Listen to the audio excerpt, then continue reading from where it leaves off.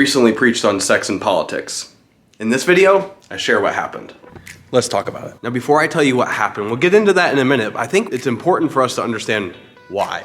Why did I spend time talking about sex and politics as a whole, 3 weeks on each topic, so 6 weeks? Talked about some really triggering topics. Why would I do that? It's simple, really. These are topics that are on people's minds. They think about it, they converse about it in every space except for the church. Oftentimes the church in the area of sex and politics is silent. We don't talk about it, and if we do it in a very minimalistic way. We don't allow people to really dig deep and understand all of the issues and to understand what Scripture says about these topics. When it comes to sex, we just say, hey, don't do it until you're married, and think that maybe that's a sufficient way to talk about the subject. When it comes to politics, we basically say, hey, it's not really a part of what we're doing. We're not focused on politics. We're focused on Christ, and politics and church, they don't mix because of the separation of church and state, and it's just not our place. We need to just focus on the gospel. But here's where that goes wrong. People have lots of questions about sex and about politics and about a whole host of other issues in life. And if the church never seeks to answer those questions, if we don't talk about the issues that are on people's minds, then the place that they go to find the answers to the questions that they're asking is going to be any other place except for the church. And wouldn't we want to speak into the issues of our day? I believe we should. I believe that's what we're called to do. Not just that, but we are called to speak truth to the day with love and be able to help people understand what God says about these things. So what does God think about sex? What does God think about politics? What does he think about our interaction with government? Those are important issues and important questions that people are asking. And when they don't find the church answering them or talking about it or having an honest dialogue about it, they're going to get their answers from every other place except for the church. So I did that. We talked about, for 3 weeks, talked about a theology of sex. We talked about the distortions of culture on our sexuality, and we talked about what good sex looks like from Scripture. We actually went there. I said a number of terms, and anatomically correct terms that people were really surprised. They had a running list of subjects or running list of terms that they had heard in church for the very first time.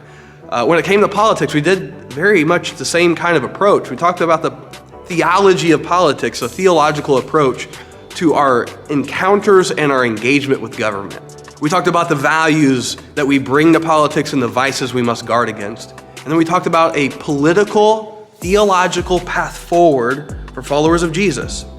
So we did all of that, and here's what happened. People leaned in. They were engaging with what we're talking about. And I just have to say this too. We didn't just preach sermons on this. We had our community groups go through conversations and dialogue about not just the sermon, but other passages that speak to these issues as well. So we crafted conversations, and they had opportunities not to just think biblically, but to converse graciously, to practice together. People leaned in.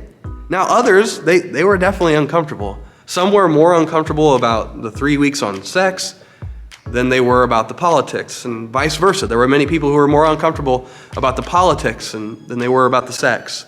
But everyone seemed to lean in. The biggest thing that happened was people were thankful. They said things like, this is exactly what we need right now. I'm so glad that you're talking about this. People were thankful. When it came to the conversation on sex and those sermons on sexuality, they're like, I heard from many people of all ages, like, I wish I would have heard these things earlier. Especially the older crowd who, they're like, I wish I would have heard this decades ago. When it came to the conversation on politics, people were grateful because I gave them a different path to look than merely the news media, the Facebook political commentators, the YouTubers that they watch, the partisanship that they engage in, all of the fear-mongering and all of the things that tap into what we are angry about. They were thankful that we went there because many people could see we really needed it.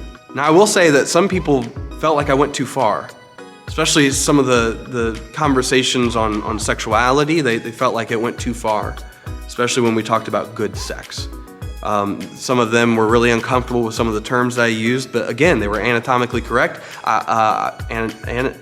Anatomically? I think that's the word. Yeah. Hey, before we get into the rest of this video, I wanted to make sure that you were aware of my 10-step guide to writing a sticky sermon. It's designed to be a great free resource for you if you want to preach memorable sermons. So it goes along with this video in terms of, okay, how would I put something like that together?